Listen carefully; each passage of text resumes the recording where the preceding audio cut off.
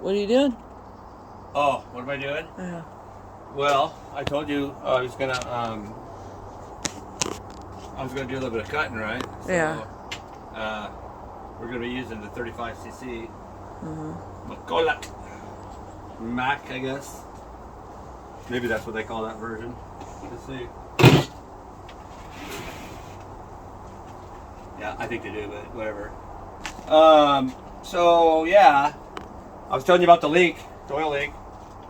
It doesn't matter, you know. I'm just gonna tighten the chain, and I'm going to because it's loose, and just cut. I'm just gonna cut something with it, you know. I'll put a little oil in there. I don't really know how bad the oil leak is, you know. If it looks like the bar is not getting any oil, then I'll tear it down and I'll show you guys how to fix that problem. I mean, like I said, you know, some saws are different. I haven't really even looked at the schematics on it. I don't know. I mean, could it be a oil seal? Possibly. You know, but I think it's I think it's a tube of some sort that is just malfunctioning. I hope that's what it is anyway. So yeah, you know, you've all seen gas lines. They'll just get real brittle and dark and they just crack. I mean, they're just gone, you know, kind of like that toll bit. And there's not much you can do other than replace them, you know, because that's just how it is. Even the gasoline deteriorates them really.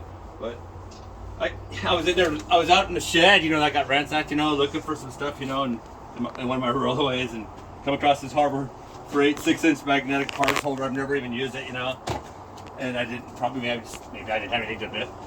Maybe I didn't have anything, you know, for it to stick to, you know, right? Let me check my plate. My plate, Leatherface. Never mind. Only people that know the Leatherface series would get that. But anyway, it sticks to my vise in case I need to tear this stuff apart, you know. Throw this stuff in there, and then yeah. So I'm gonna get back to you once I. Oh well. Yeah, it's a good time to show you how to do it, really, or at least kind of give you an idea of what you do when you're tightening the chain, right? Okay. So see here. These chains right here, they call them low profile chains, right? And if you look at the teeth, the actual cutting teeth, you know, okay, they're only going a certain way. They're going this way, right, like this, right? And so if I was to tighten this, you obviously don't want to go that way. It's going to, you know, it's going to yank the chain. You'll know you're going the wrong damn way, right? And these here are kind of neat. They're field sharpening. I think they're good because they keep it at a depth. So you don't go too deep into it, right, when you're doing it. And then just do one side first and keep it at a 90 degree, which means straight. And because you can see, look, right here, see? It says 30 degree. See there? That's why I know it's a 30 degree cut, because there's a line on there. Hold, you know, get a close up there, assistant, so they can see what I'm talking about when they... This is just a cheap one from China, see? But see how it's lined up? There we go, yeah. So that's a 30 degree. And what that means is, okay, what that means is you want to stay at that angle.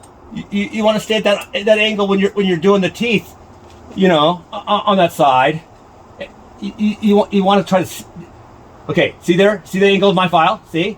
And you'll know, and you're also pointing away from the saw when you're doing it right. And then after you do the side, you know, you say you flip the, you know, you flip it around, you know, and then you make sure you're still pointing. Let's see here. Hold on now, Chucky. Yeah. So you do the side. Same thing. Make sure your file's pointing away from the side.